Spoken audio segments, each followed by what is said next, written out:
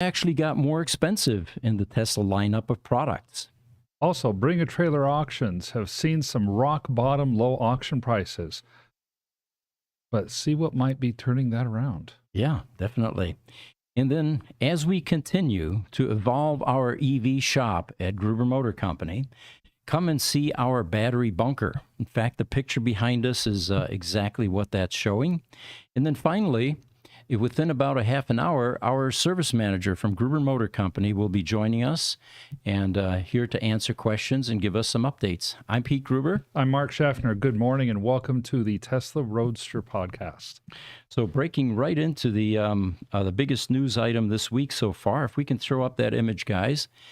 We were surprised a few days ago that we got an email. It was unofficial, but it was announcing an updated pricing for the Tesla Roadster battery pack, which, by the way, has not changed in a few years. And what we did was immediately reached out to Tesla and said, is this true? And we do not have an official response from them yet, but in 2012, the last Tesla Roadster was built.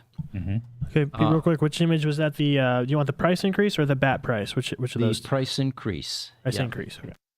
And it was equipped with a 53 kW battery pack that provided about 244 miles of range with a full charge. 2 years later, Elon spoke about a new Tesla Roadster battery that will be that they'll be coming out with, which is a fairly exciting upgrade, quote unquote. Initially, it was touted as a 400-mile battery. That's quite a change from 244 miles. As it turned out later on, that was a bit optimistic, and it was actually more like 340 miles. But it was a 40% increase from what the old battery was, and it was $29,000. Now, back then, the only people that would purchase this battery were people that had either bricked their car, killed the battery, in other words, or people that wanted to do an elective battery replacement to get 340 miles versus 244, or were anticipating that these batteries weren't going to last forever and they wanted the newest, greatest, and fastest. Right, and with the lack of charging infrastructure that was out there, the whole idea of range anxiety was much more real 10 years ago than it is today. Very much so. And Tesla said at the time that they came out with this new battery is they are not making a profit at that price, and that it was priced higher per kW than the Tesla Model S battery. The fundamental reasons given were it was almost entirely hand-built, low volume, only 2 to 3 built per week. Now, remember, something as large as a Tesla Model S battery has some robotics involved. You have 7,104 cells in that battery, and each one of those has to be wired or connected to the bonding plates. And you have to do that twice, so it's 2 times 7,104. And to use human labor to do that gets very labor-intensive and very time-consuming. So Tesla has kept the price of this 3.0 battery upgrade, as they called it, for the Roadster, the same for 8 years since it was launched, despite ever-increasing costs. And most recently, they did an analysis, and they said they're going to have to change that price. Now, it's unclear at this moment precisely what the increase price is. This particular memo that we saw, which apparently was an internal memo that leaked, says $40,000. However, just yesterday, one of the service centers at Tesla quoted a customer for an upgraded 3.0 pack, $39,000. So we're not sure at this point precisely what it is, and everyone is currently waiting for Tesla to come out with an official announcement. And of course, there will be a lot of questions. What is the rollout on this? What happens to people that were in queue for the $29,000 battery? And how is the price going to vary based on location? Canada, for example. The speculation, and this is from an article, by the way, from Tesla Canada, which puts the price at nearly $55,000. And now that is going to be Canadian dollars, which means that they're taking both the extra shipping charge and the conversion factor from Canadian to US dollars into account. Correct. Correct. All right. So let me see if I can find that article for you. There were some good tidbits of information in there as well. Yeah, and while you're looking for that, you're right. It's rumor. It's getting out there. Yet at the same time, the fact, I think of two things. First, okay, Tesla isn't denying, but they aren't affirming. That Right. means that they're not free to really talk about it. But by not denying it, they're basically saying, yeah, this is going to happen. Also, and I mentioned this yesterday when the news was just breaking, this is not a bad thing for the Roadster owners when you take the long-term view. If Tesla was not interested in continuing to build these battery packs, they'd probably leave the price the same, wind things down within a few months and be done. Precisely. The fact that they're taking the time to analyze their cost, adjust their battery prices to help match their costs so that they can at least continue break even on it, tells me that Tesla is yet another affirmation of their commitment to support the Roadsters and the Roadster community. Good point, Mark. And, as we've discussed, we're a manufacturer. There are periodic reviews of bill of materials, labor costs, and price adjustments that are made. Yes, absolutely. So the fact that this was untouched for 8 years is also probably indicates that they were underwater even more by this time. Oh, yeah. At this point, I'm sure that they were. And if I were to venture a guess, I would say 3 or 4 years ago, Tesla didn't even think about it. They didn't care. They didn't think they were ever going to need to. Then they began to understand that there is a vibrant, active Roadster community out there in the world that has older batteries and wants to keep these cars on the road and driving. Good point. Jesse, if you could throw up another image, which is the, let's see here, the census image. And what Mark just touched on, a couple years ago or so, people really weren't sure how many Roadsters are left out there. I'm not sure that record keeping at Tesla was highly accurate because everything was focused on new vehicles. That's right. Oftentimes I heard about Roadster customers saying, I'm not in their system anymore, right? So what we started was a Tesla Roadster census program on our website, which allowed owners to basically register themselves, to notify us what kind of car they have, where it's located, what its disposition is. And if you take a look at the statistics there, we've got 1,649 accounted for Roadster VINs, 564, is that 64 or 94? 584. 84, okay, unaccounted.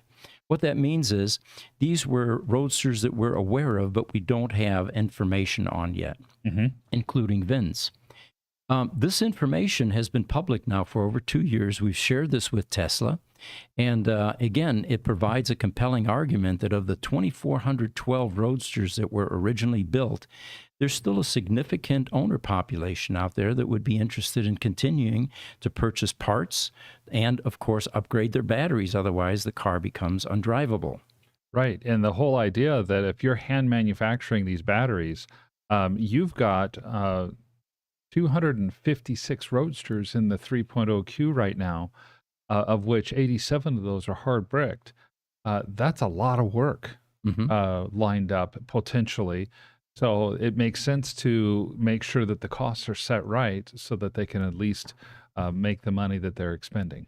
And then, of course, there's the final a program here which is yet to occur, and that is these battery packs are not going to last forever. They're going to go end of life. These packs, the 2008s, are 15 years old now. They're exceeding all expectations. And if I was Tesla, I'd be sitting there saying, you know what? We either need to scrub this program or beef it up tremendously because we're going to see a huge spike here shortly. That's exactly what I would think. All right. So let's catch a few questions here, and then we'll get into the costs involved in building one of these battery packs. And we have some expertise there because in the aftermarket space where we live, there's always a business opportunity when you have limited supply of anything. And these batteries, there was only one vendor all along. Hmm. And we have put numbers to what it would cost to create or to recreate these packs in variations too, lighter, smaller, less range, more range, that type of thing. And we have historically said Tesla is selling these under cost. Yes. And they finally figured that out. Yes. So we'll go into the details here shortly. But in the meantime, we've got some questions and some comments. Instagram, the Wild Bunch of Wolves. Well, welcome. He says, hey, guys. Hey, Thanks for good joining morning. us. YouTube, Lester Marshall. Hit that thumbs up, everyone. Well, thank you. Thank you. On YouTube, George from the Watch Rich Rebuilds channel says good morning. And good morning, George. Glad to have you here. Also, another regular commenter on YouTube is Highlander. Hi, gang. I noticed where Corey Steubens and Monroe Associates went to work. Lucid, of course. That's public knowledge at this point, I think. I think that is as well. Mm-hmm. And that's probably also why he put the LOL at the end of it. Yep. YouTube, Stephen Rose says, have you heard of a startup battery company called One? Yes. They are claiming a Model S battery replacement that allows a 750-mile range. And, you know, the aftermarket is going to be far more interested in a high-volume product like the later Teslas. You know, there are hundreds of thousands of them out there on the roads versus a 2,000 or so owner population with a Tesla Roadster. That's reserved for a very special aftermarket company that's willing to do something Tesla did, which is most likely sell close to cost. Yeah, as much as my respect, I have the respect for Marco Nolte, who is trying to put together an aftermarket third-party Tesla Roadster battery with Porsche Taycan battery modules. Mm-hmm. I think of that effort, that small individual effort, is something that maybe it'll happen, maybe it won't. If it does, it'll take some years. The better chance of success is that somebody comes along with a high volume battery that they are able to successfully get into, whether it's Tesla or Lucid or Rivian or Fisker or one of the other cars, and then they can replicate that technology. Mm-hmm. They will have figured out most of what they need to figure out, and then it's just a matter of moving it. That company might be faster to get a Tesla Roadster battery than a small company like Marco Nolte's. And, you know, it's historically been the case that during the engineering phase of a product launch, it's very difficult to predict all of the costs because, you have redesigns, you have warranty issues, which is exactly why at some point Tesla figured out, wait a minute, we're selling the Tesla Roadster under cost. Right. This is not sustainable. Maybe that's why we're on the verge of bankruptcy. It wasn't until the Model S came out that finally things began to turn around. Yes. So let's talk about some of the labor that goes into these types of battery packs. Well, first of all, if it's hand assembled, you have 6,831 lithium-ion cells in a pack, that 1,000-pound pack inside the Tesla Roadster. You have to hand weld at least that many onto the bonding plates on just one side. Then you double that, and you've got 13,662 hand-welded connections for the fusible link wires because they fuse both sides of the cell, the negative and positive. Right. They use ultrasonic welders. Of course, it's a very meticulous, tedious process of welding each single one by hand. There are no robotics involved in the Tesla Roadster, and the fundamental reason is no one has the investment capital to spend a few million on robots for a customer pool this small. You'd never see the return on investment. Right. So that's the reason they're using hand labor. Now, what kind of labor are they using?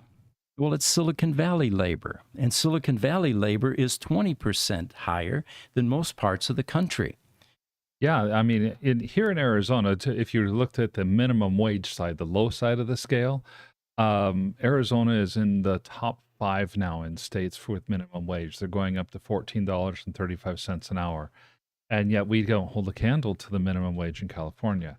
Right. Cost of living, minimum wage, overall the wage scale is a lot higher in California, and that's where these are being manufactured.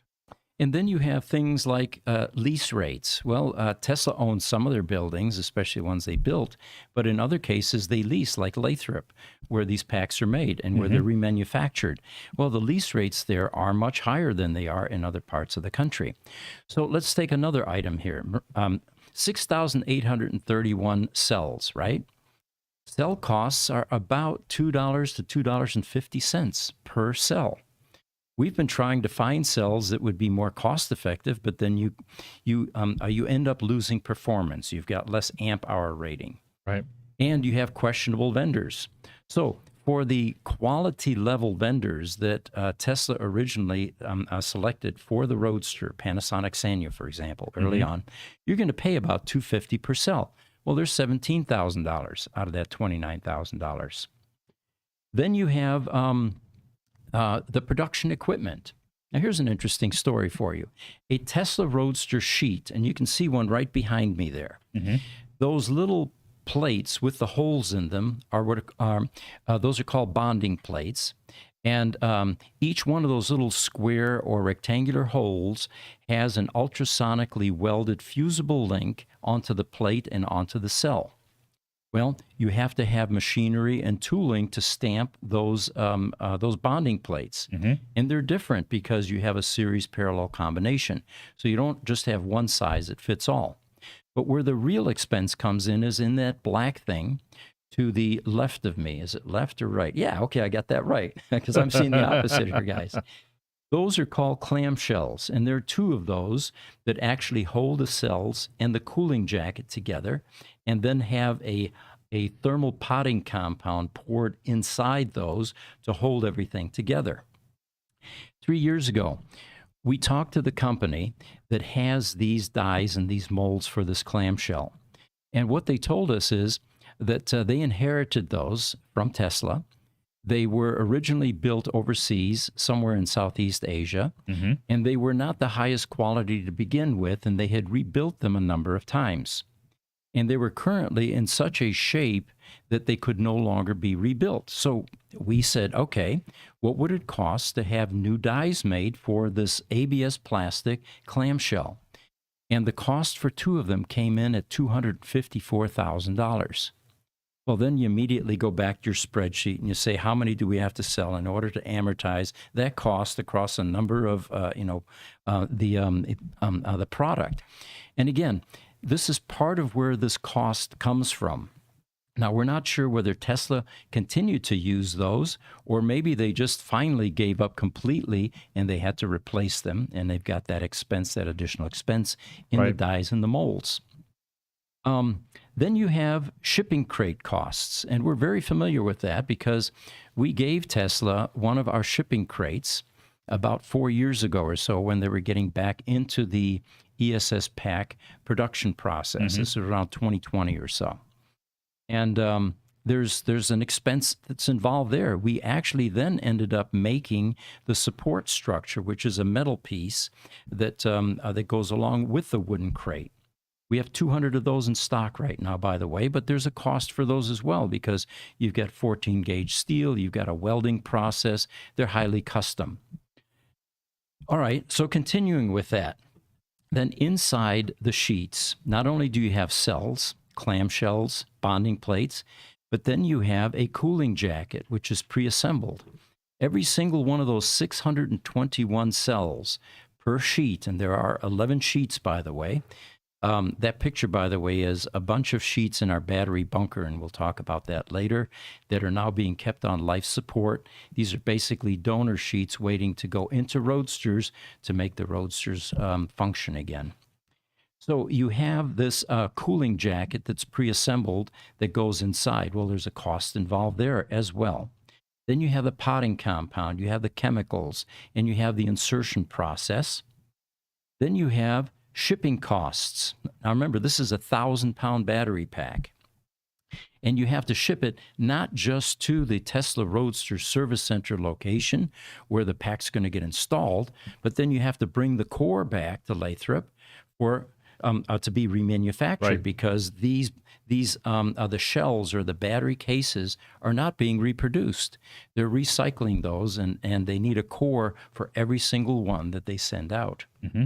So you have shipping in two directions times 1,000 pounds both ways. Then you have the service center labor to pull a battery pack. That is not inexpensive. You have to not only pull the battery pack out of the car, 1,000 pounds, all the plumbing and all that, but then you have to reinsert the new battery pack up in the car. Mm-hmm. Now you can begin to see the labor issues beginning to grow. And if you put all this to a spreadsheet, again, you'll probably be convinced, like we were, that they're selling these at cost or even below. The final cost is warranty issues. Not every single replacement 3.0 battery pack launched successfully in that Roadster. And the customers watching this podcast will attest to that. I know a number of you out there that said, yeah, I had to go back once, twice, 3 times because I had a warranty problem with my battery pack. Which means drop the battery, diagnosis, putting the battery back in. You're talking several hours worth of labor cost in order to just look at and review what might be wrong, plus the cost of the materials, say a misweld on a couple of, on one of your bricks. And the troubleshooting time and the varying skills at the service center. They sometimes have to fly in a Roadster specialist in order to solve problems. Now, all of these costs that we mentioned affect the bottom line and create a bill of materials cost for this product. And it's probably the fact that Tesla hadn't put a magnifying glass to these costs until recently and finally decided we need to make a change.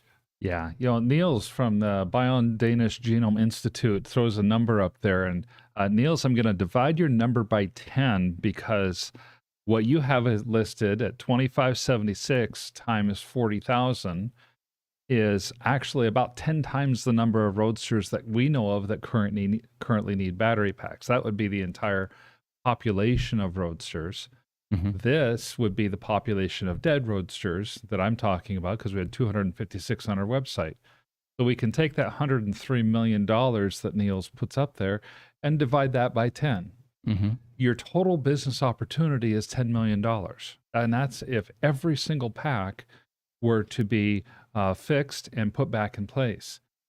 Now you begin to think about it. Okay, we've already talked about 17,000 for the pack and probably a couple $1,000s of shipping both ways and the labor time and the factory time and and all of that. They're not making money at 40,000. I just about guarantee you. At the same time, a company that has $25 billion a quarter in revenue is going to say, this doesn't move the needle. Probably, yes. And they did not make enough cars in the United States to be legally required to support these for a long time. So this is the benefit Tesla gets, obviously, is the public relations and the goodwill that they're getting from the Tesla Roadster owners. And you know what? Based on the numbers and the customer base available, I don't think that this will ever attract the high volume mainstream aftermarket people. This will stay with niche companies like us that are willing to bite the bullet and support a community. Yeah, a smaller niche company, $10 million is a lot of money. For a larger company that's going to be in the business to do battery rebuilds and hopefully sell thousands a year of these battery rebuilds, this is probably not a big enough opportunity for even that. Now, from YouTube, T. Barrera says, also, Tesla has to support the Roadster batteries. If they don't, hurt their brand, because then it shows that they will not support their cars in the long term when they stop making a model. You know what we've been saying all along, Tesla could easily say this is end of life. After 8 years or so, we're going to stop service. We're going to stop support. If you guys want to continue to drive Tesla, upgrade to one of our newer models, which is exactly the philosophy that we see in the critical power world. No one's maintaining 30-year-old component level UPSs or 10 or 20-year-old. So it'd be very easy for them to walk away from it based on industry standard. However, you have to look at it a different way. We've got the second generation Tesla Roadster coming out, which is a collectible car. You know, I doubt that's going to be a daily driver for most people. It's going to be something that a wealthy investor or a collector is going to tuck away in their collection and take to weekend car shows. So it's very difficult for Tesla to walk away from the support for their first generation Roadsters if someone interested in their second generation realizes that in 8, 10, 15 years or so, support's going to end. And I've paid $250,000 for a car. Yeah, I paid $250,000. I've driven my car 3,500 miles over the last 10 years, and boom, it's done. You're gonna get so much bad press. So for T. Barrera, they're right. Tesla kind of has to support the Roadster batteries for that reason, if no other, because it's the market that's going to cause them to need to do this, not the federal government. Sure. And, you know, one thing that I'm fully aware of is that Tesla, this isn't the only reason that they're continuing to support the Tesla Roadster, because we understand their culture. We work with a lot of the Tesla people, both ex-Tesla and current Tesla people. And that Roadster really has a soft spot in all their hearts. They, a lot of them started their careers with the Tesla Roadster. They realize that that's the company that actually launched it. It's the car that started the EV revolution, and there's a degree of nostalgia and indebtedness to that community. So that's the other reason that I believe Tesla continues to support the Roadster. And instead of scaling back support, which may be someone might deduce that from the fact that they're regionalizing service centers and not all service centers are accepting Roadsters. That's actually a good thing. As we've pointed out, why would you want to send your Tesla Roadster to a service center that doesn't have the skills anymore?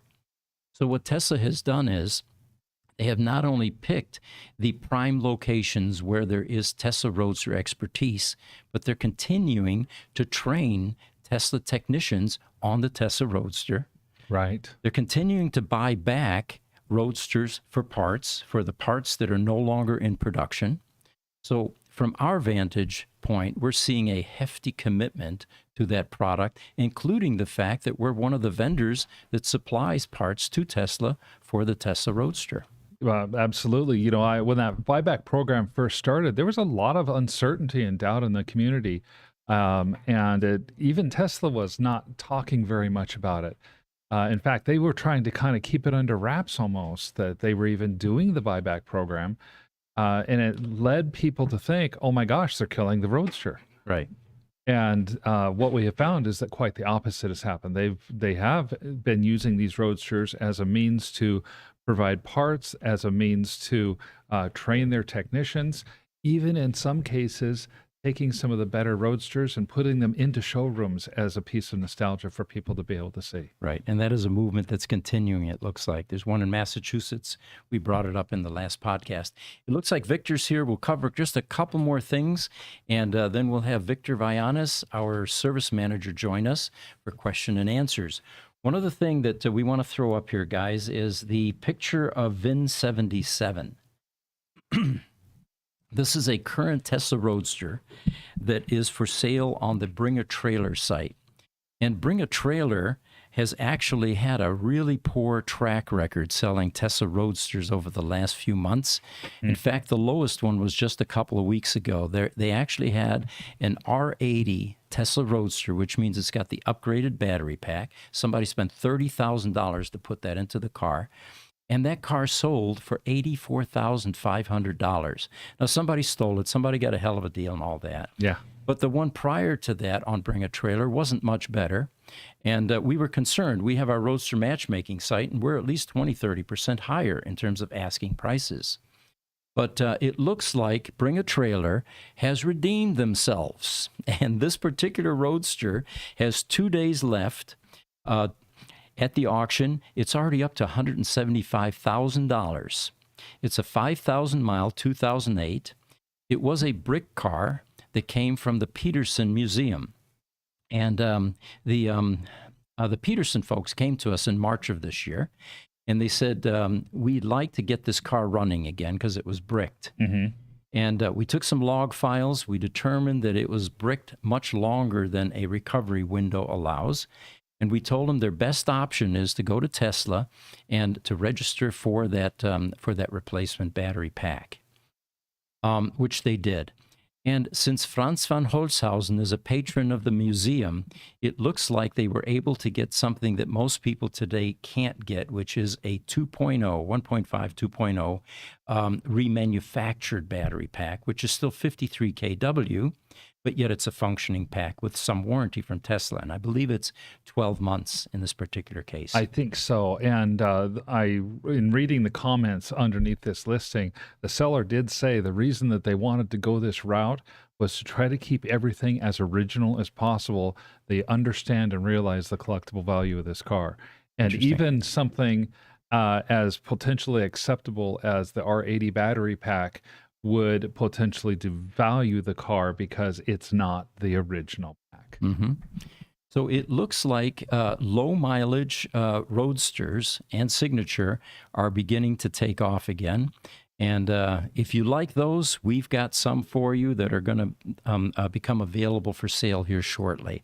It'll be interesting to watch this. I predict this will be a $200,000 car by the time it's done, or plus. I think it's going to be on the plus side of that.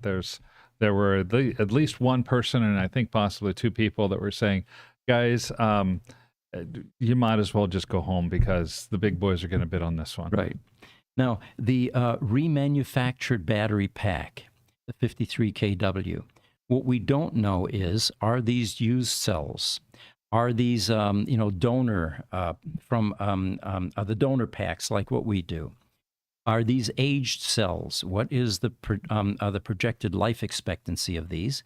But the cost was very attractive. Remember, we're looking at $39,000, $40,000 now for a 3.0 pack. Right. Versus just about $15,000 for this remanufactured pack. And as I noticed, one of our customers piped up immediately and said, how do I get one of those instead of that $40,000 pack? Oh, right? yeah. Well, Most it looks definitely. it looks like we have Victor here. Victor, do you want to join us? And I'll give you some quick background about Victor. Victor has been doing a stellar job of keeping things running at Gruber Motor Company. There's a chair there for you. This is unrehearsed, unscripted, so any of you have questions, go for it. We'll clear a few here before we get started. He'll get hooked up. George says, good morning. Nils, how you doing? And he also, George asked, can I put the OVMS system in my 14 Model S? I asked because my car has been rooted, so I can't use the original Tesla app. You reach out to Mark Webb Johnson, but I think the answer to that is yes, because when we were talking to Mark Webb Johnson a few months back, he talked about how his OVMS system, they use it for Audis, they use it for Roadsters. He had a half a dozen different models of cars, not even all Tesla. Mm-hmm. And the other fact is they plug this into the OBD2 port. Mm-hmm. Okay. So I believe any car that has an OBD2 port, which is pretty much any car made from 1996 later, could potentially use OVMS. Right. And then, Nils points out, morning, I changed my name to Nils, and then George says, well, I'm still George. All right. So, Victor, your mic might be muted. You want to press that button. Yeah, give us an audio check. Hello, hello. Oh, he's there. There okay. we go. Well, again, I would like to introduce Victor Vallanes, and we're open for questions here. And one of the first things I wanted to ask you, what do you like most about working at Gruber Motor Company? I think that's an easy question, is all the eye candy that I get to work around with. And he has also been assisting me with test driving Roadsters, so, it's a tough job, but, we volunteered and it can be. Yeah. It can be on the back, right. if you don't have good shocks, and yeah.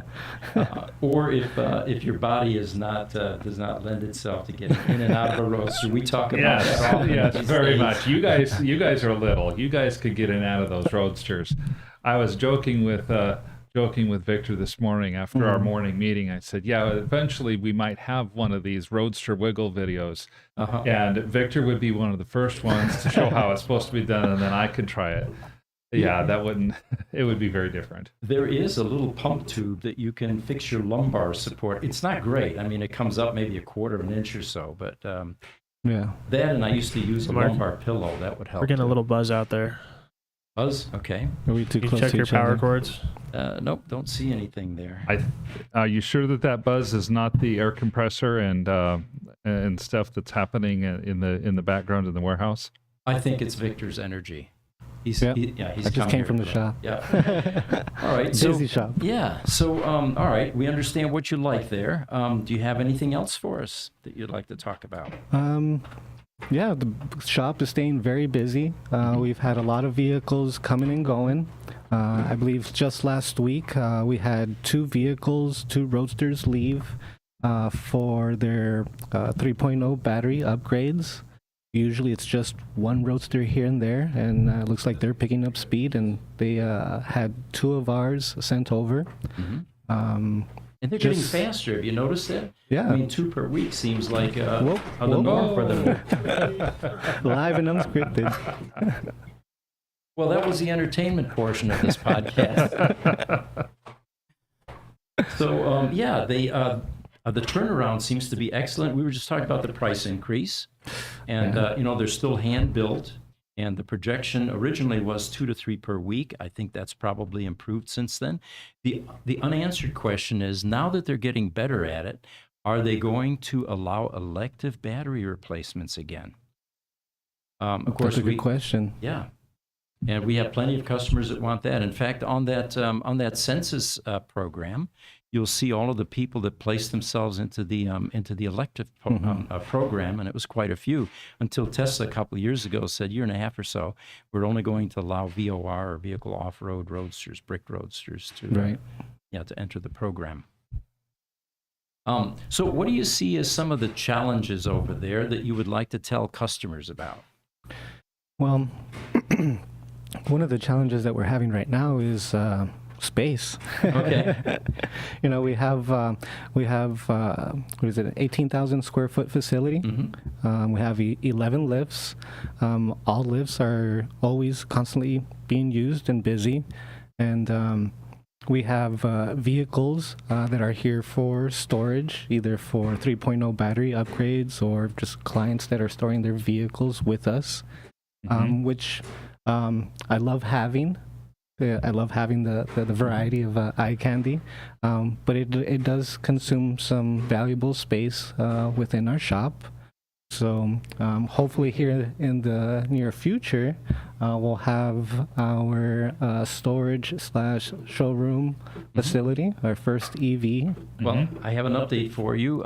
The sprinklers are going in now into the new building, and it's 8,000 square feet, by the way. The roof is on. They haven't foamed it yet.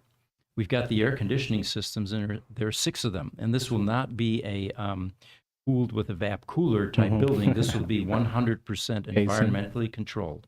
Exactly. And for exotic car storage. I predict that by the end of the year, it's going to look like something we can put some cars into. That's very exciting news. So we're almost there. It's going to be first class. Yesterday, I changed the warehouse door to glass, opaque, like we have Nice. in the north building, with of course automatic door opener. Of course. And they're actually drywalling the entire building, even the showroom area. And I'm getting pretty excited. It's starting to take shape. Definitely. Stephen Rose on YouTube has a question for you, Victor. Sure. He says, Victor, what would you say? He has 2 questions, actually. What would you say, first, is your biggest challenge working at Gruber? And second, what are your dreams for the future of Gruber Motors? The biggest challenges, again, is the logistics, is getting cars in and out. We have 55 plus vehicles in our shop, so getting them in and out and having them in the proper line and queue is very important, especially to our workflow. Dreams for the future. The sky's the limit. I mean, I hope that Gruber continues to grow, and that we eventually have a Gruber Motor Company in other states. That way, we can go ahead and start assisting other customers. It's kind of fun being the premier independent EV repair shop on the planet, and figuring out how to properly outfit that. In fact, one of the later discussions here is going to be our battery bunker. This is something that every EV shop should have. And we're going to show you why in this later discussion. But it's fun being, again, a trendsetter, being in a leadership position, and teaching all the other guys how to do it. Absolutely. Most definitely. It looks like Herbert Buder is joining us from Germany, Düsseldorf. He says, guess Tesla will collect with the rebuild for the Roadster batteries, also experience how to do with the S model soon. There, the volume is really high. The Tesla Model S remanufacturing, or the battery, the remanufacturing, seems to be going through some recent modifications. The supply, I've heard from customers, isn't what it used to be. Now, that could be because the demand is higher, not that they're scaling back. But I, like you, believe that Tesla is learning a lot from this experience. And with the later model vehicles, I believe robotics are involved in the battery production, and hopefully that transitions into the remanufacturing process as well, which should keep the prices more reasonable. Yeah, I'm hopeful for that. I know some of the customers they give mixed reviews. Some customers will go online and they'll rave about the remanufactured battery they got. They'll be happy that they got something for sometimes as little as half the price of a new battery. Other customers say, oh my gosh, I have an 85. I wanted a remanufactured 85. And what I got is, they say it's an 85, but it's giving me 150 miles of range like a 60 would. Right. Yeah, I've seen that too. And so it's definitely mixed reviews out there. To me, I'm thinking, okay, well, Tesla's learning just like the rest of us. This is the first major car manufacturer that has electric vehicles that are as old as the Model S or as the Roadster. Right. One of the questions for Victor should be transport issues. And when it's seamless is usually when a Roadster is at a Tesla service center or at someone's house. It's a recent brick. And, we can get a transporter there within days to pick that up and bring it to us. The levels of complexity begin to enter when we have a locked Roadster. And that's why we encourage people, as soon as your Roadster starts chirping, you haven't noticed it, you haven't charged it, and it starts chirping and complaining, that's the time to take some immediate steps. Put that thing in tow mode, pull that service plug, get that log file to us. We can tell a lot from that. But if you miss those steps, now you end up with a locked Roadster. Now the transport complexity begins to increase. Then if you have a Roadster outside the country, and we're even talking about Canada, I think the worst example of that is there's one that we've been trying to bring in from Canada now for how many months? It's several. It's been a couple months. Yeah. And there's one coming in now from Japan. That's going to kick in Mark's team, the accounting team, for customs issues and all the approval processes. That's when it gets difficult. Then we have one in Germany right now. The customer would love to get an upgraded, rebuilt PEM. But, the logistics of taking it out of the car and then shipping it here, especially when a 3.0 upgrade is being done, is daunting. What we're continuing to work on is to improve our relationship with Tesla so that we can jointly handle projects like this. In other words, Tesla works on the battery, we work on the PEM and the electronics upgrade, and then everything gets merged at that service center. Right. Pete, just to go ahead and mention one additional thing, putting it into tow mode, pulling the service plug, is perfect. One of the other things that we run into problems is getting it moved to a proper location where transport can easily pick up the vehicle. Right. A lot of customers have multiple vehicles in their garage, so at times where it's currently positioned makes it difficult. So as you mentioned, once you hear it chirping, you want to go ahead and take immediate action and possibly move the vehicle, if still able to somewhere where it's easily being picked up. Especially if it's on a lift. I believe we had one customer that had a Roadster on a lift, and it was almost near to impossible to. Well, the wheels were locked. It Mhm. was on a lift inside a garage with clearance issues. So how are you going to pluck that Roadster off that lift to get it out on the transporter? But you guys worked miracles. You finally got it Yeah. done. We I find remember the right people. You guys have talked about how where you had a Roadster that was at a location in a house or in a garage, but the garage was on a hill with a switchback driveway, Mhm. and it was a narrow, like a 15-foot wide switchback driveway, and so a typical transport, even like the flatbed tow truck transport, was too long to make the corners on the switchback driveway. Right. So that was a case of, there was another one like that. The cul-de-sac was too small, and it was a mile from the main road. And there was no way that the diesel transporter was going to back his rig, for a mile. Right. The funniest one was one of the California customers had a really gorgeous river rock driveway, and she had a locked Roadster, and we had little dolly wheels that would not go over that river rock. So yeah, you have all kinds of engineering challenges when it comes to picking up a Roadster. Yeah. When it comes to transport, sometimes it needs to be split up into two different parts. Yeah. Having a tow truck, a flatbed, pick up the vehicle, and have it transported to somewhere where a large transport semi would be able to haul it off. Let's see, San Francisco. San Francisco, we've had to go ahead and do that multiple times. This- And let's be real clear about this. It's only a one-way problem, because when those cars leave here, they're driving again. Yep. Yeah.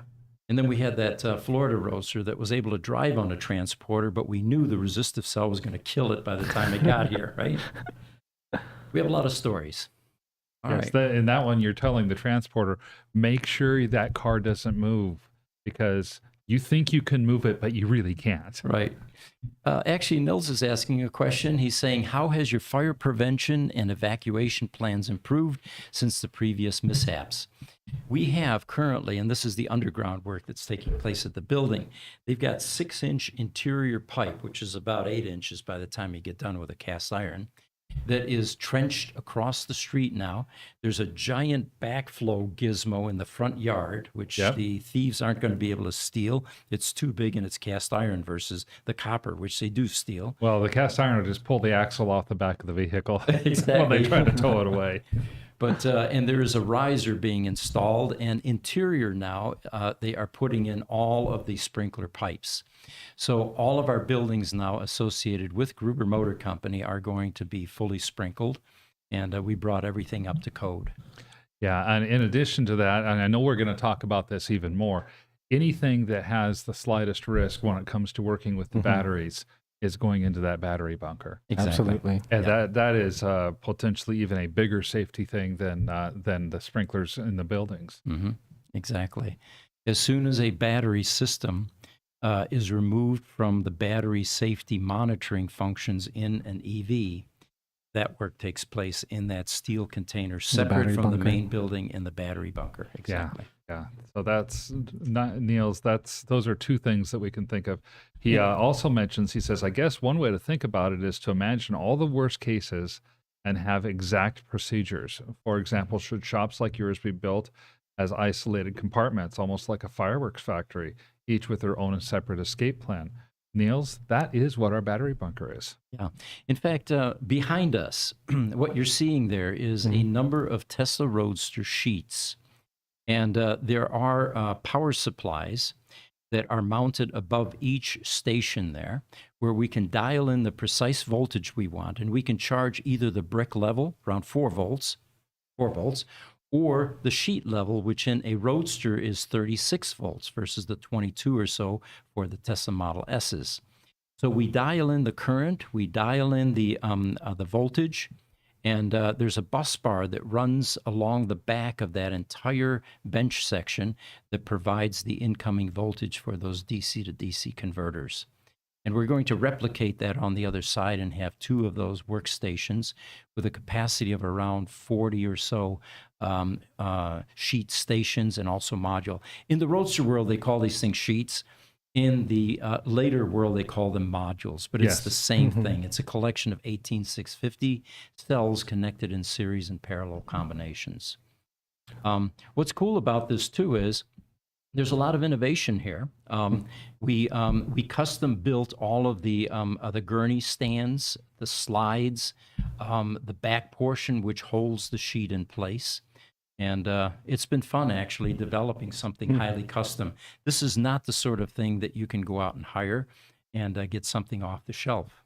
Yes, correct, definitely. And huge props to our metalworking partners as well. They have done, for example, they crafted the metal pieces on the front that have that The groover brackets. and the brackets, and a lot of the work that was done. Mm-hmm. And so the sheets are properly mounted, so they'll never topple over. They're monitored. The battery bunker is also AC controlled, air conditioned. We've, I think, taken the proper steps to make sure that we're staying safe. And each of those stations that you see are actually dual purpose. They will either do the Tesla Model S and X modules or the Tesla Roadster. Yeah, we're getting a few questions about this battery bunker as well. First from Highlander, who says, good question to Niels. And he says, our local dealership even asked me the same fire question. Then George has chimed in and said, I thought since the last mishap that Mr. Pete just sleeps at the shop with a fire extinguisher in his hands. So you're wondering if I'm doing an Elon Musk, Yes. sleeping out on the factory floor. Well, Pete, that is one of the things that we improved, right? Is anybody can tap into the video feed now. We have 24-hour camera systems and stuff over there, right?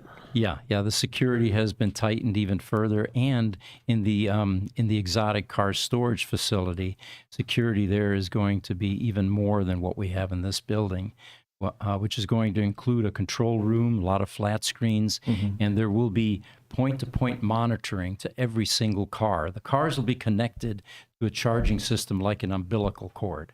And that's one of the reasons that we're building this is the traditional exotic car storage places are really confused how to address the needs of a collectible electric vehicle. And Roadsters are really going to be the first collectible EVs of any consequence. You know, you might find a 1907 Baker somewhere in a museum. Well, that's going to be very specialized in terms of charging and such. Right. But your Founder Series Model S, maybe the first few Lucids, the first of these Roadsters, or really many of these Roadsters. A lot of them are going to be collectible. And in the control room, it'll be fully staffed 24/7 with 24/7 security and, of course, monitoring. And that same information will be available to all the customers that have stored their cars there. Right. Stephen Rose said, if I wanted to install an automotive fire suppression system on my EV, do you recommend any fire suppression that would be effective? An automotive fire suppression on the EV. Well, first of all, EV fires are highly infrequent events, although the media would like you to believe that it's commonplace. I don't know whether a preventive measure for something that's that infrequent is a sound strategy. As far as what you could do, the preferred method of extinguishing multi-cell 18650 lithium-ion fires is copious amounts of water. And I'm not sure without having a direct sprinkler feed to your home, you could ever get that quantity of water in your building. Yeah, I think you're exactly right. What we've heard from other engineers who have expertise in lithium-ion batteries, they tell us that the lithium ions As they burn, they oxidize. So that means they're creating their own oxygen. Putting a lithium ion battery fire out is less about putting the fire itself out and more about cooling the battery. And cooling the battery involves copious amounts of water. YouTube, Ramon Hurt, he is a Tesla individual. He says, I worked in the Tesla reman battery for about 5 years and never once saw a fire. At the end of the workday, however, the battery packs in varying states of repair are only covered in fireproof blankets. It's probably the same type of blanket that we see on top of the Model S battery packs. Yeah. Sure. And we've even seen videos online of fire suppression blankets being put on battery packs. But again, if you can suppress the heat, you're going to slow down the fire. You're not going to stop it if it catches fire. But that's another thing about the lithium batteries, and I know we've have other comments coming up about this. A battery doesn't spontaneously combust instantly. If a battery is going to go into a thermal runaway, there is a process that goes. And the kind of monitoring that we're going to be doing, then I think we even do right now on a lot of our batteries, is such that if a battery is started to get into a danger zone where it could be going into a thermal runaway, we will know about it long before that thermal runaway actually starts. Right. There has to be some event, puncture, overcharging, for example. Yeah. Those are the things that would trigger. But we have never seen a dormant battery, stored battery, self-combust or ignite. No. And in fact, you don't even have to look at lithium ion to talk about that. Sealed lead acid batteries, standard lead acid batteries are known in the automotive world and in the stationary power world to go into a thermal runaway condition where they eventually catch fire. That never happens spontaneously. There's always a reason behind it. There's something that's feeding that battery that's causing it to generate the heat. Something went completely wrong. Yeah. Right. YouTube, Herbert Booter says, Tesla is here again leading. No one of the others, BMW, VW, etc., is talking about what happens in 10 years when the batteries are getting to be replaced or need to be replaced. Oh, that's a great point, Herbert. Yeah. I hope they're in it for the long haul, though, Herbert. I hope that doesn't mean that they're just short-sighted and not even considering the future. TikTok, Charles Elu Van Thingle. All right, now that's one that stumped me. Good job. He says, shared the live video. Well, thank you very much. We're getting some additional coverage that way. We have one more from Niels. He asks, what if a storage car starts burning? Can you get them out and prevent losing cars? I think I answered that partly, Niels, when I said, you're never going to get yourself into a situation with a car and with a car battery where the battery and the car start burning and you don't know well ahead of time. I just don't think that that's possible. Yes, there would be the possibility of getting cars out if one car did end up starting to burn. More likely, it would happen early enough that the car that's at danger of catching fire is the one you pull out of the building. And that's why we have certain sections of the building where certain vehicles and certain stages are positioned in the buildings. So for if and when the vehicle needs to leave for whatever case of reason or needs to be pushed out, those vehicles are easily accessible and placed near exits. Yeah. Now, Victor, you've got a highly competent staff there that I'm impressed. They continue to evolve. They continue to grow in skills. What's your strategy? How do you achieve that goal? Keep people growing. Well, first thing is when we're hiring, we put a lot of effort into hiring the right person. Right, we screen carefully. The right person that is wanting to come to work because they're interested, they're invested in the company and not just here to work and clock out at the end of the day. Yeah. So everyone at the shop is interested and motivated, self-motivated, because they know that what we're doing is ahead of the game. We're the leading company. So they're wanting to do their own breakthroughs, their own modifications. They have their own ideas that they bring to the plate, and that's all self-motivated because they love what we do, and we have just a great team morale and environment. And they see a future in it. I help with the recruiting. That's why I'm chiming in. And, you can hire a couple of things. You can hire skills, which is usually on the resume. But for me, what is more important is that passion, that commitment, that eagerness to learn.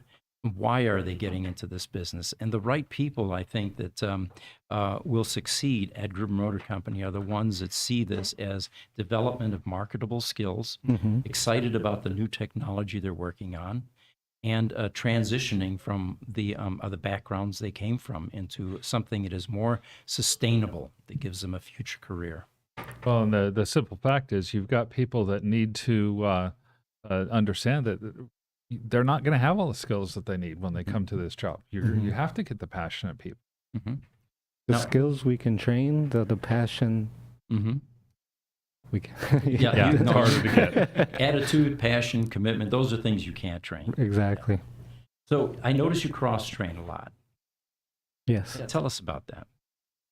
When we have a new tech come in, we have them shadow, and even tenured techs that have expressed, again, interest in moving on and getting their hands on a different portion of the vehicle, have expressed interest in learning certain services. So we'll have a senior tech perform a service with a trainee, and they'll shadow and review processes and go ahead and start working on the vehicles while being monitored by a senior tech. So a lot of shadowing, a lot of cross-training. In-house training, yeah. Are you finding it difficult to transition some of the mechanical-minded people into the electronics, or is that beginning to bridge as well? No, we're still having a little bit of difficulty moving on to that portion. Yeah, certain techs are comfortable with what they know and what they're comfortable with. Certain mechanics aren't comfortable with the electronics portion, but we have a room for every tech. So we have teams. We have teams that we can benefit from their skills and comfort levels. So they complement each other. Yeah. I've noticed too the level of organization there. Every car has a folder attached, and we track history. And you've got a CRM system, the EMC Telemagic system, which by the way makes it very handy for us. Not only do we have all of the information about your car, but previous work that was done. And we also, as we get cars in, we will back up your car, just like a computer.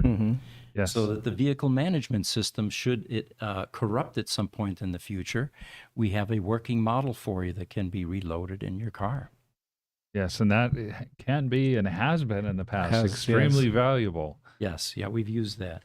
Or if it's a similar VMS or firmware to another car, Yes. That's been something we've used as well. All right. So getting into the battery bunker then for a moment, if we can bring up a picture here, guys. Is Jesse there? He's not. Okay. All right. All right. We won't bring up the picture then. Let's go into something else then.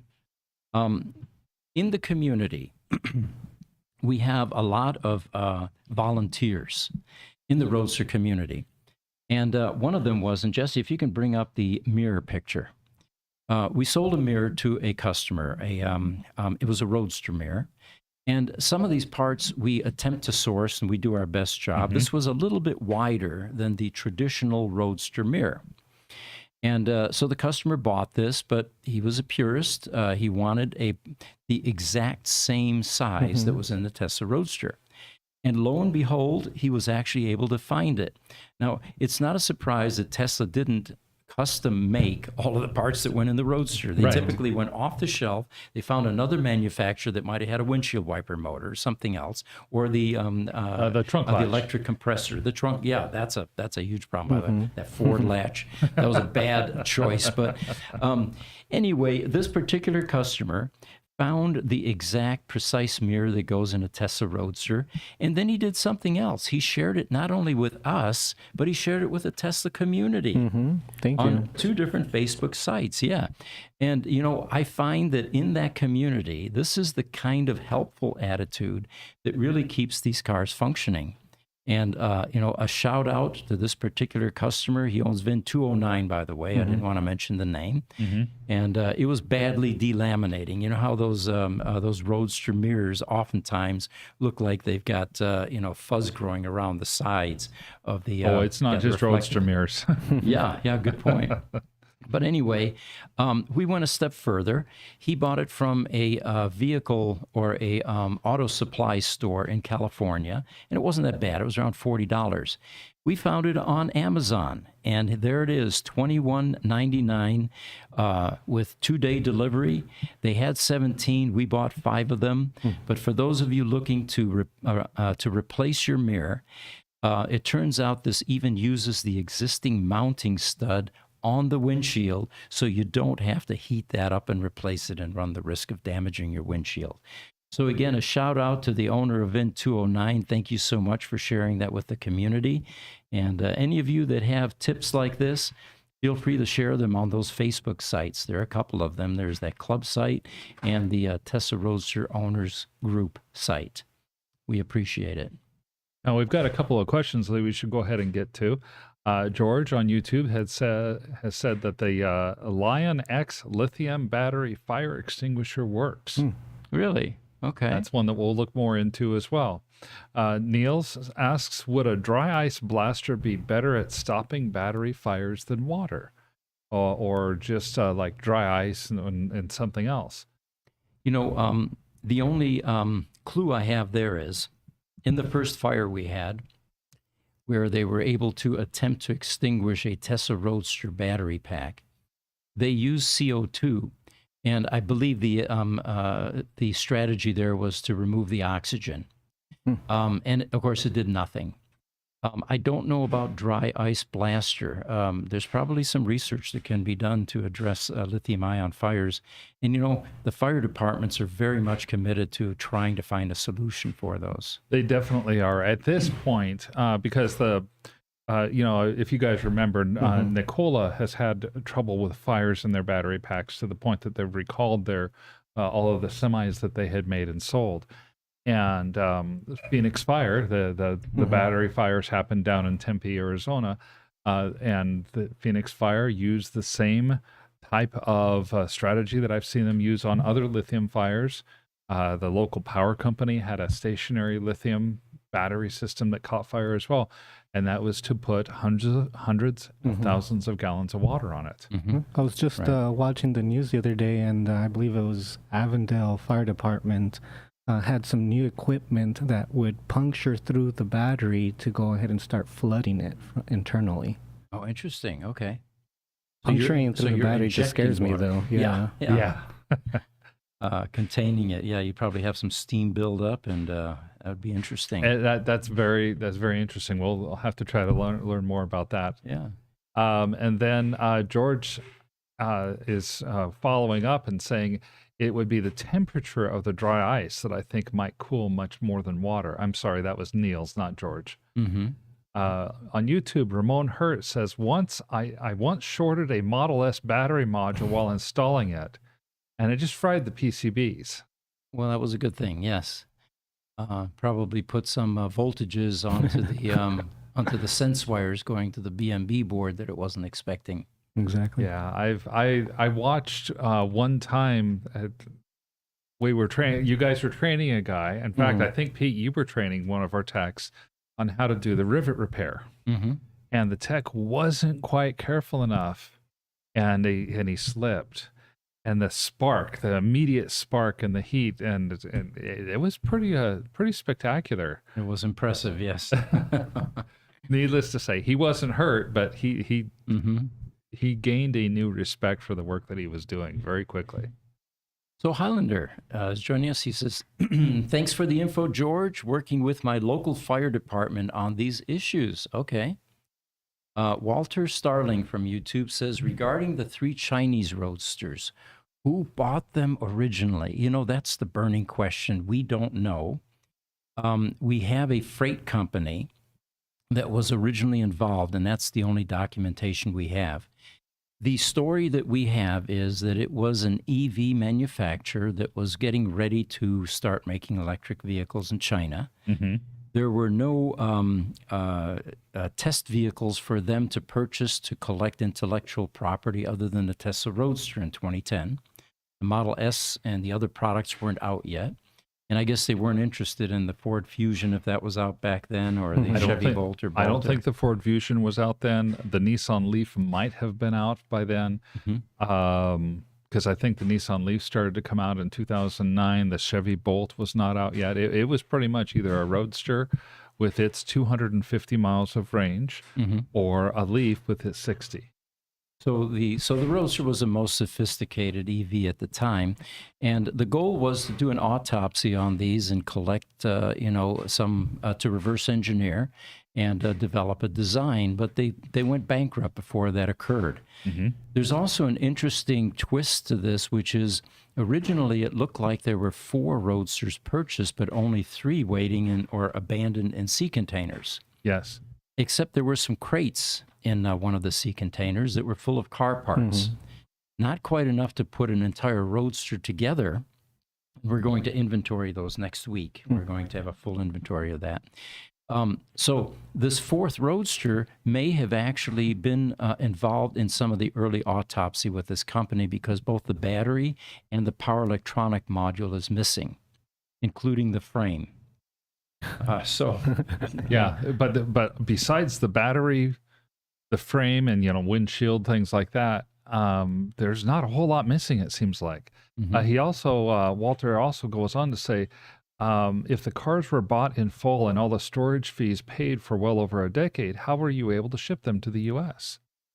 Well, the storage fees went into 6 figures. Let's be clear on that. 13 years of storage. Yes. The shipping into the U.S. required, customs clearance. That's something Mark actually worked on quite a bit with the sellers.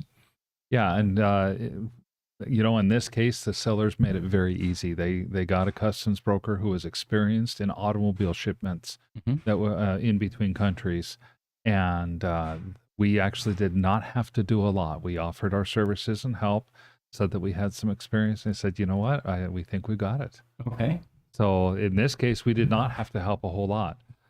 And then the final question is, did someone in the U.S. purchase them? Yes. It's an Oklahoma customer. Or some other arrangement was agreed on with the party in China. The party in China that abandoned them is no longer accessible or available to our knowledge. So they were not involved. The storage fees were paid to the dock. And then from there, the purchase of them, I believe, was also arranged with the dock. And that's something that we were not involved in, because that took place before we got involved. Yeah, in all truthfulness, what I have told friends and family is that this, to me, looked an awful lot like one of those Storage Wars purchases. Yeah. Somebody learned that there are 3 containers sitting in China that might have something really valuable in them, and if you're willing to pay the 6-figure storage fee, they can be yours. Right. And somebody took the risk. That I think is about how it went down, but I don't know that for sure. Right. Currently, the situation on the Roadsters is the second one has now been completely processed to the extent that we feel is appropriate at this time. We're not removing the damaged PPF on either car or on any of the 3 yet.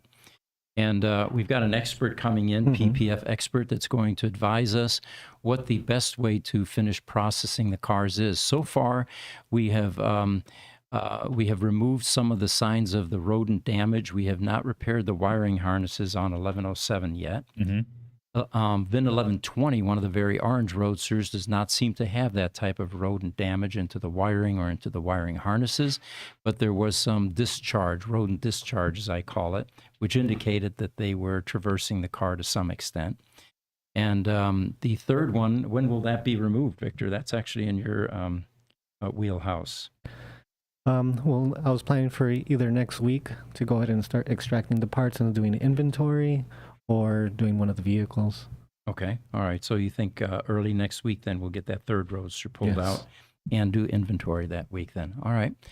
And then once these are dispositioned, we'll continue to post pictures out on the Roadster matchmaking site so you can get updated. There are a lot of pictures that we have backed up right now that need to be posted. Our social media team has been taking a lot of videos as well.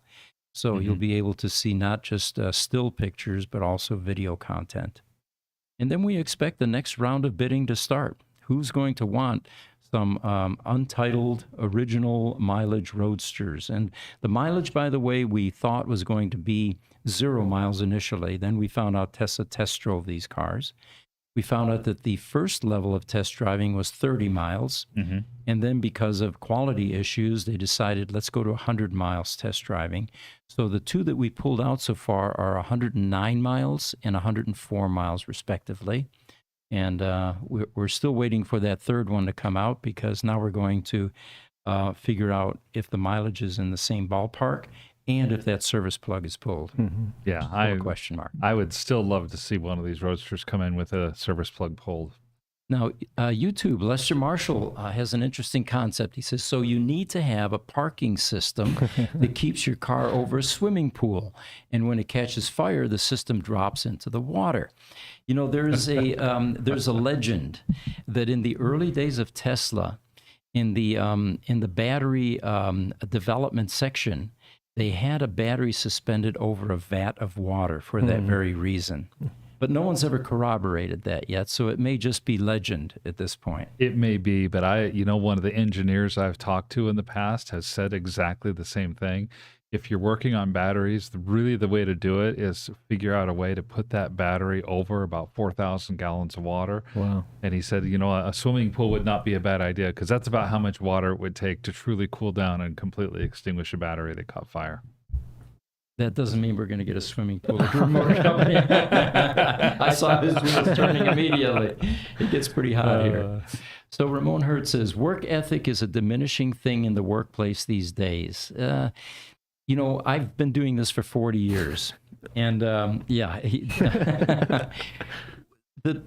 people that showed up here 40 years ago had a different work ethic. They weren't computer savvy. Everything was manual. They would write into notebooks. Right. That's where they kept their customers. They didn't need contracts in order to have an agreement. A handshake and a look in the eye was sufficient. Now we have contracts, and even those can be broken easily by a savvy attorney. Right. And work ethic. People genuinely appreciated their jobs, especially the ones that came from the Depression era. They knew how valuable a career and a job was. This is a different generation. That's all I want to say. You know what? That's probably all we should say. Although, I have to admit, I saw something just this morning. As I was doing pre-show work both for today and tomorrow, a comment from somebody that said, in the future, people are going to work 3.5 days a week. Oh. And they're going to, and they're going to earn more than earn 6 figures. And I thought, well, if the 3.5 days a week is like my first boss out of college, that wouldn't be a bad thing, because he worked half days. He got to work at 7 and he left work at 7 days a week. And you add that all up, that's about 3.5 days a week that he worked. This, guys, is a federal test for the cell phone alert system. So every one of us is going to have this for the next few seconds. This is reminiscent of the Cold War era, when in high school we used to have to crawl underneath our desks in order to avoid a nuclear strike. Phones, watch, they're all ringing. Yes. Okay. So, okay. Crunch to Grace Hopper on YouTube joins us. Number 23, he says only from Newport Beach, SoCal, catching up from way 55 minutes back. Never too late to replay, but still time to smash that thumb, y'all. Thank you. YouTube. Crater joined us, and he says, what? I say that a lot to my kids, by the way. Yeah. And sometimes follow, what were you thinking? YouTube, Lester Marshall, the CO2 extinguisher smothers a fire but provides no reignition prevention. So you need both. Okay, thank you for that feedback. Yes, definitely. Niels on YouTube said, how about a few splashes of liquid nitrogen? Now, that would be cool, wouldn't it? That would be something else. We're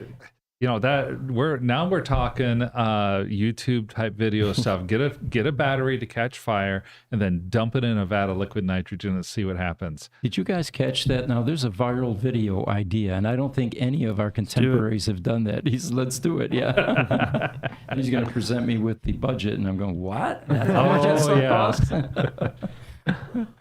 YouTube, Highlander, nice to meet Victor. Yeah, thank you for joining us. Thank you.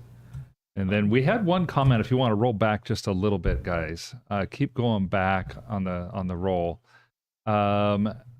Lester Marshall, that's the one I wanted to get to. He says ICE vehicles catch fire way more often than EVs too.